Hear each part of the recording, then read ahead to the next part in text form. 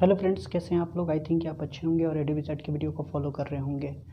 ये जो board model का सीरीज चल रहा है, ये इसमें हम काफ़ी इंपॉर्टेंट क्वेश्चंस को ला रहे हैं और मेरा इस क्वेश्चंस को कराने का मेरा मेन ऑब्जेक्टिव है कि यही क्वेश्चन या फिर इसी पे बेस्ड क्वेश्चन बोर्ड में डायरेक्टली और इनडायरेक्टली अपीयर्ड हो, ताकि ये क्वेश्चन आपको बोर्ड में अच्छे मार्क्स लाने में मदद करे। ओके, तो आइए इस क्वेश्चन को हम देखते हैं, लेकिन इस क्वेश्चन को एकदम से नहीं छोड़ना है, क्योंकि अगर एक क्वेश्चन आप छोड़ते हैं तो आप अपने करियर के साथ बहुत बड़ा धोखा करते हैं। तो इसीलिए इस क्वेश्चन को बिल्कुल नहीं छोड़ना है। ओके, तो आइए हम इस क्वेश्चन को देखते हैं। आज जो है हमने कोऑर्डिनेट ज्योमेट्री को लिया है। कोऑर्डिनेट ज्योमेट्री में रियल नंबर का हमने बोर्ड मॉडल क्वेश्चन करवाए हैं, कुछ और भी क्वेश्चन उसे कवर किए जाएंगे, लेकिन आज जो है मैंने ये टॉपिक सेलेक्ट किया है वो है आपका कोऑर्डिनेट ज्योमेट्री। कोऑर्डिनेट ज्योमेट्री से इस तरह के क्वेश्चंस मोस्ट प्रोबेबली आते हैं। एक ना एक क्वेश्चन आपको इक्यू डिस्टेंस से बेस्ट क्वेश्चन मिलेंगे। तो इस क्वेश्चन को देखते हैं। इस क्वेश्चन में क्या है कि if the point k minus 1, if the point k minus 1, this k minus 1 and 2, if the point P जिसका कोऑर्डिनेट k minus 1 and 2 है is equidistance from the point A का coordinate 3k and B coordinate k5, find the value of k। यह है।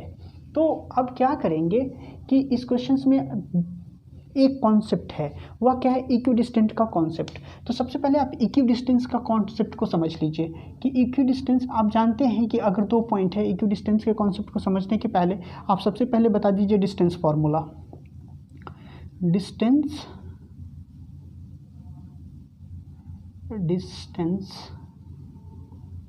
Formula, distance formula. तो distance formula में क्या कहते हैं कि अगर कोई पॉइंट A है जिसका कोऑर्डिनेट x1 y1 है और दूसरा पॉइंट B है उसका कोऑर्डिनेट x2 y2 है, तो क्या हो जाएगा, इस दोनों पॉइंट के बीच का जो डिस्टेंस होगा वो हम किससे निकालते हैं कि AB equal to root under x2 minus x1 का whole square plus y2 minus y1 का होल स्क्वायर। मीन्स x2 में से x, ये क्या है, x कोऑर्डिनेट y कोऑर्डिनेट, इस पॉइंट का क्या है, x coordinate and y coordinate. तो एक इस b पॉइंट के x कोऑर्डिनेट में से a के x कोऑर्डिनेट में से, पॉइंट A के x कोऑर्डिनेट में से माइनस कर लेते हैं और उसका स्क्वायर निकाल देते हैं। पॉइंट B के y कोऑर्डिनेट में से पॉइंट A के y कोऑर्डिनेट को माइनस कर देते हैं और उसका स्क्वायर निकाल देते हैं और फाइनली रूट अंडर निकाल देते हैं उसको जोड़ करके। तो हमें क्या मिल जाता है, उस पॉइंट का डिस्टेंस मिल जाता है। ओके, तो AB मिल गया। अगर आप AB स्क्वायर कर दो तो क्या हो जाएगा, ए वाली रूट जो है, स्क्वायर रूट का सिंबल जो है वो हट जाएगा। जब भी आप स्क्वायर कर देते हैं एक रिलेशन में, दूसरे साइड रूट रहता है तो क्या होता है, रूट हट जाता है। तो x2 माइनस x1 का whole square plus y2 minus y1 का होल स्क्वायर, यह हो जाएगा या नहीं। तो आप ये दोनों बात को याद रखिए कि जब कभी भी आपको मैं निकालूं AB तो रूट अंडर होगा और इसी AB का दो पॉइंट के डिस्टेंस का स्क्वायर करके निकालूं, स्क्वायर डायरेक्टली ले लूं, तो मैं रूट वाला सिंबल नहीं लेके डायरेक्टली ले लूँगा। क्लियर है। तो ये बात आप जानते होंगे, मैंने रिवीजन करवा दी। दूसरा नंबर जो आपको पॉइंट सीखना है, इक्यू डिस्टेंट। इक्यू डिस्टेंट का मतलब क्या होता है, देखिए इक्यू डिस्टेंट क्या होता है। Equidistant, concept of equidistant. Okay, तो इक्यू डिस्टेंट का जो कॉन्सेप्ट है वो क्या है, आप बताइए फटाफट। आई थिंक आप पढ़े हुए होंगे, कवर किए हैं। तो इक्यू डिस्टेंट का कॉन्सेप्ट फाइनली मैं रिवाइज करा दे रहा हूँ। सपोज कीजिए कि एक पॉइंट P है जिसका कोऑर्डिनेट कुछ होगा, मान लीजिए कुछ भी है, ठीक है, मान लीजिए x1 y1, ठीक है, और एक पॉइंट यहाँ पे A है और दूसरा पॉइंट B है, ठीक है, और ये कह रहा है कि P जो है, point A and point B are equidistant at point P, ठीक है, मतलब A पॉइंट और A पॉइंट दोनों इक्यू डिस्टेंट पे P से है, या P is the equidistant, ठीक है। क्या कहा जाएगा कि P is the equidistance from point A and point B। इस पॉइंट का कोऑर्डिनेट क्या है, x2 y2, और इस पॉइंट का कोऑर्डिनेट क्या है, x3 y3। क्लियर हो गया। तो इक्यू डिस्टेंट का मतलब सिर्फ इतना होता है कि यह और यह डिस्टेंस इक्वल होगा, मतलब PA का डिस्टेंस जो होगा पी ए का क्या मतलब, पी ए कैसे निकलेगा, डिस्टेंस फार्मूला से। पी का भी कोऑर्डिनेट पता है, ए का भी कोऑर्डिनेट पता है। पी बी का डिस्टेंस कैसे निकलेगा लेंथ, तो डिस्टेंस फार्मूला से, जो हमने तुरंत बताया। ठीक है, तो P A equal to P B होगा। इक्वी डिस्टेंट का क्या मतलब होता है कि चाहे जितना भी पॉइंट हो, ठीक है, अगर मैं एक और पॉइंट ले लेता सी और कहता कि ए भी इक्वी डिस्टेंट पे है, तो P A equal to P B equal to P C, A B हो जाता। क्लियर हो गया, ये बात क्लियर हो गई। यही होता है इक्वी डिस्टेंट का कॉन्सेप्ट, कि जितने भी पॉइंट्स होते हैं इस पॉइंट से पी पॉइंट से वो क्या होंगे, इक्वल डिस्टेंसेस पे होंगे। तो अगर मैं ये दो पॉइंट को ही लूँ तो इसको कर देता हूँ मैं रफ। अब दोनों तरफ हम स्क्वायर लगा देंगे तो क्या हो जाएगा, स्क्वायरिंग बोथ दी साइड करेंगे तो P A square equal to P B square. ये भी आप याद रखेंगे, क्वेश्चन सॉल्व करने में हमें इसकी मदद ज़्यादा मिलेगी इसलिए। तो ये इक्वी डिस्टेंस का कॉन्सेप्ट मैंने आपको ब्रीफली बता दिया। अब आइए आप क्वेश्चन पे हम आते हैं। क्वेश्चन में क्या देख रहे हैं कि इफ द पॉइंट P जिसका coordinate k minus one into two k minus one two is equidistance from the point A जिसका कोऑर्डिनेट क्या है 3 एंड k है, and point B k 5 coordinate है, find the value of k। तो एक point P है, इसका diagram बनाना जरूरी होता है कोऑर्डिनेट ज्योमेट्री में। तो पॉइंट P इसका कोऑर्डिनेट क्या है, k माइनस वन है, k minus one and two, k minus one and to.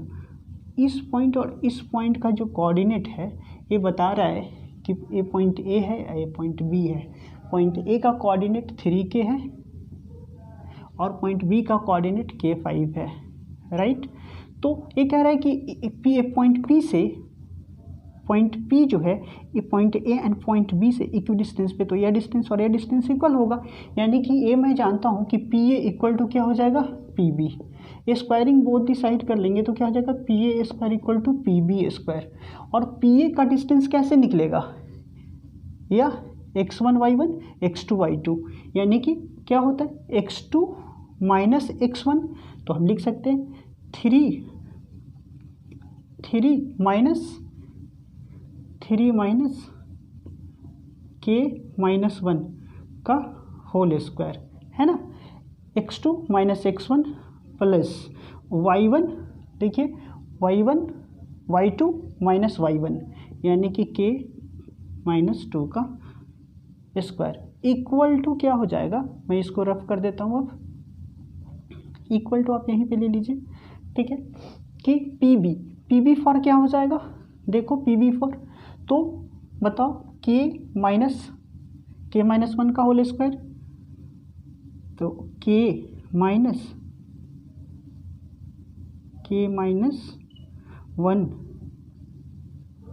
Minus one का होल स्क्वायर प्लस 5 माइनस 2 का whole square.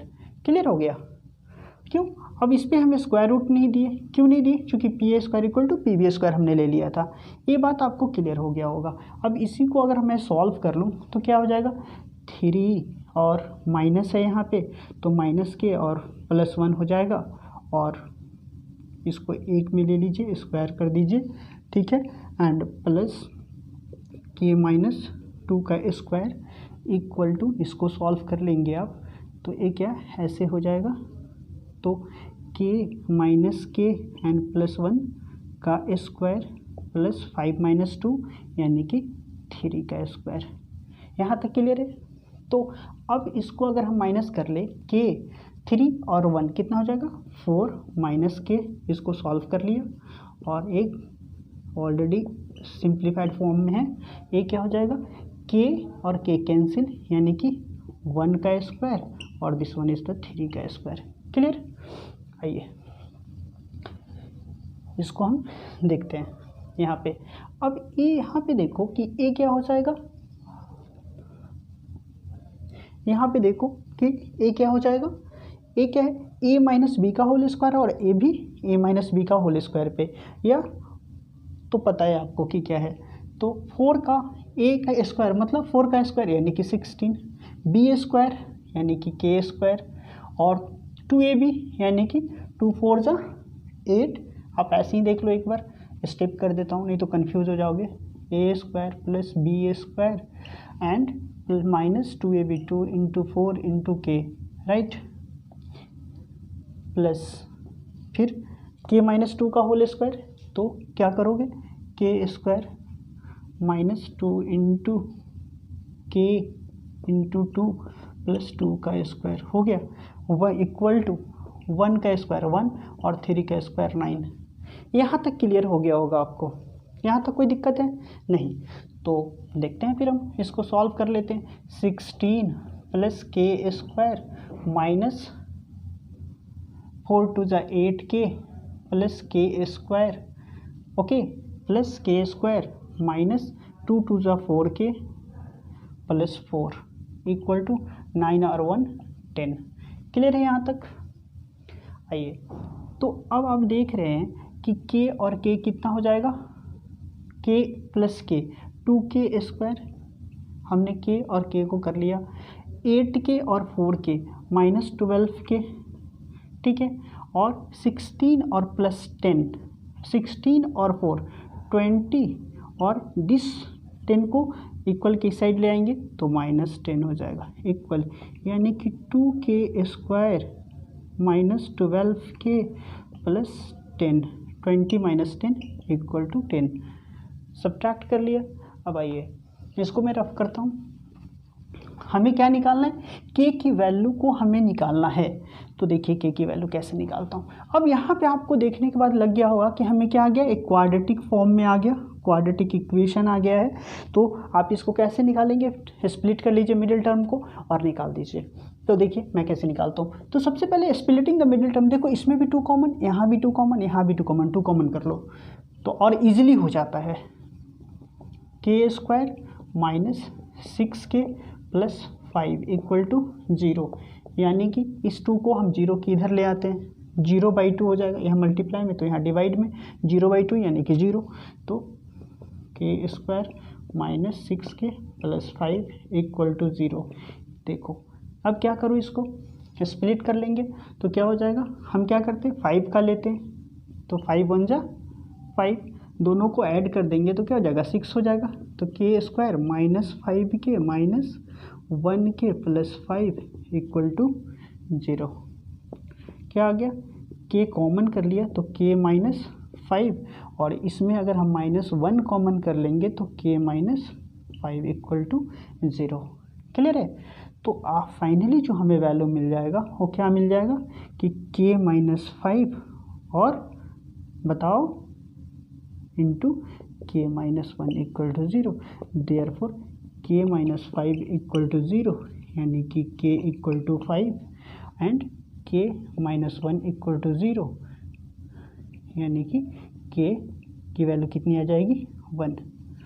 I think so कि आपको ये चीज़ क्लियर हो गया होगा, है ना, ये चीज़ क्लियर हो गया होगा। क्लियर है यहाँ तक? तो आइए अब दूसरे क्वेश्चन को लेते हैं। देखिए इस क्वेश्चन को कैसे सॉल्व करेंगे। तो देखो इस क्वेश्चन में क्या है कि हमने एक P पॉइंट लिया, इस क्वेश्चन का डायग्राम बना देते। इस क्वेश्चन को सबसे पहले पढ़ लो कि इफ P जिसका कोऑर्डिनेट xy है is a point equidistance from the point 6, equidistance from the points A 6 minus 1 and B 2 3, so that x minus Y equal to 3।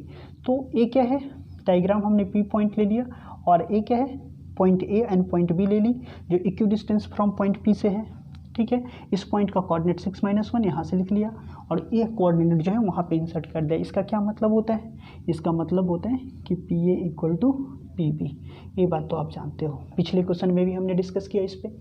तो इससे क्या हो गया, PA इक्वल टू हमने PB ले लिया। ठीक है, स्क्वायरिंग बोथ दी साइड करते हैं तो क्या हो जाता है, PA square equal to PB square. ये भी क्लियर हो गया। अब PA स्क्वायर लिखेंगे तो क्या हुआ, 6 माइनस एक्स का होल स्क्वायर, 6 माइनस एक्स का square and minus 1 minus Y का स्क्वायर, माइनस 1 माइनस वाई का स्क्वायर।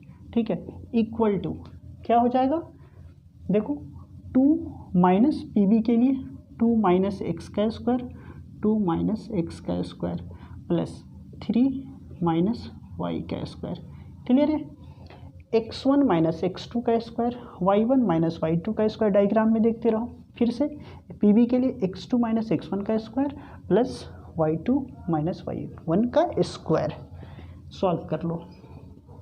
सॉल्व करने में एक चीज़ जो प्रॉब्लम आएगी, ए वाली टर्म, ठीक है। तो यहाँ पे आप दिखा दो इस टर्म को। नाउ क्या कि -1 और माइनस वाई का स्क्वायर जो है इसको हम क्या लिख सकते हैं, इक्वल टू -1, इसमें से हम कॉमन कर लें माइनस साइन दोनों में से, ठीक है। तो क्या हो जाएगा, माइनस हमने कॉमन कर लिया तो 1 प्लस वाई हो जाएगा का होल स्क्वायर। देखो माइनस का स्क्वायर करेंगे प्लस हो जाएगा, तो बचा क्या, 1 प्लस वाई का स्क्वायर। यानी कि जब भी दोनों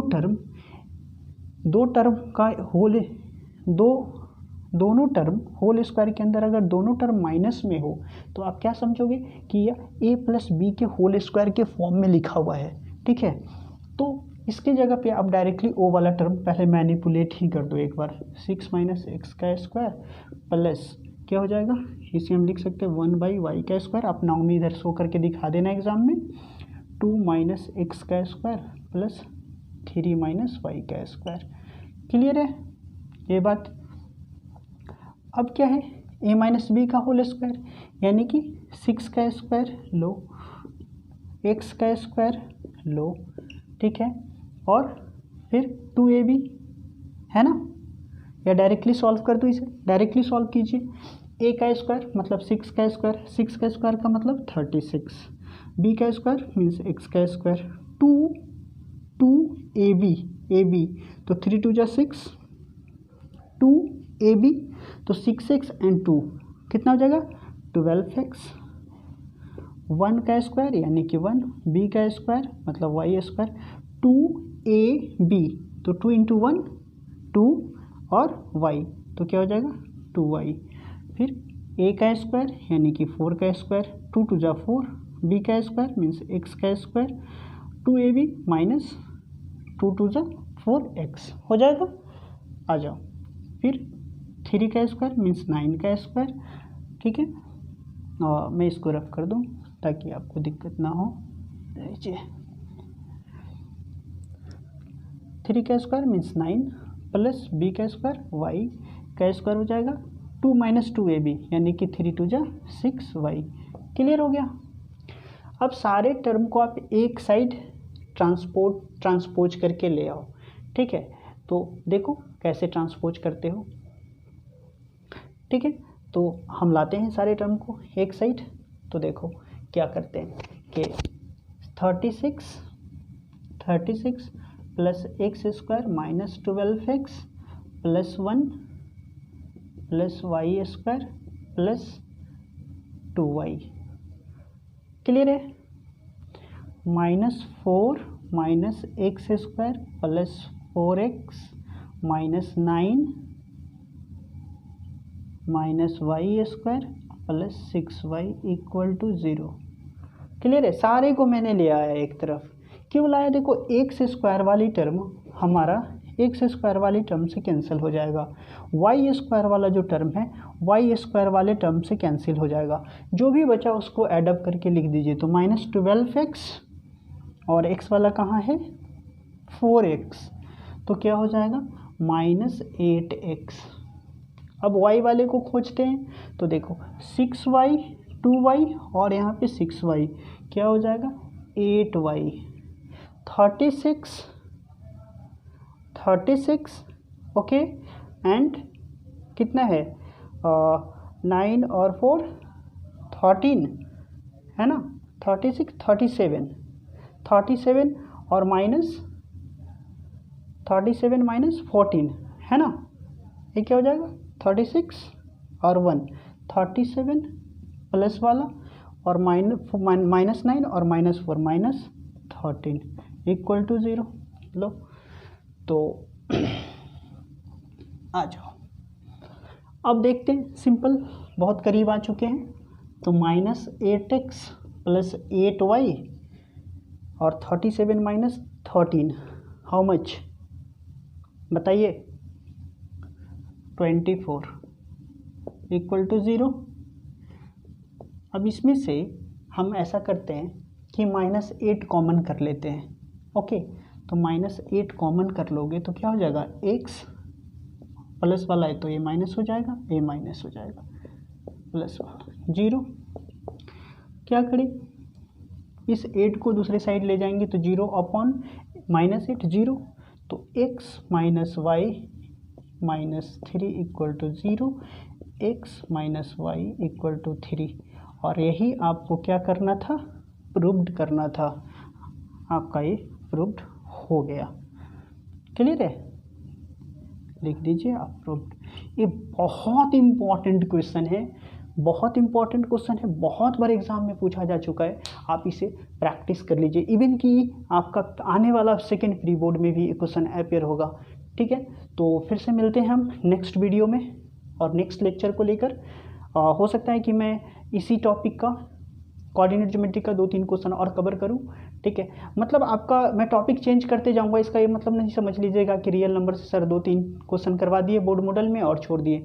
नहीं नहीं, ऐसा नहीं है, उसमें और क्वेश्चंस आएंगे। कोऑर्डिनेट ज्योमेट्री से भी अभी रेगुलरसली हमने बहुत सारे क्वेश्चन को कवर करने, सारे टॉपिक से कुछ ना खास नंबर ऑफ क्वेश्चंस को हमें कवर करने, ताकि आपका चीज़ें कवर हो जाए और बोर्ड में इसी तरह के क्वेश्चन अपीयर्ड होंगे। तो इस तरह के क्वेश्चन को बिल्कुल नहीं छोड़ना है, और बोर्ड मॉडल क्वेश्चन है तो इसको आप बार बार प्रैक्टिस कर लीजिए, ताकि आपका एग्जाम में आ जाए तो क्वेश्चन बन जाए। ये चीज़ आप ज़रूर कर लीजिए। दूसरी नंबर बात कि हमारे वीडियो को भी अपने फ्रेंड्स के बीच में ज़्यादा से ज़्यादा शेयर कर दीजिए, ताकि उन लोगों को भी इसका बेनिफिट मिल जाए। और तब तक के लिए आप अपना ध्यान रखिए। जय हिंद, जय भारत।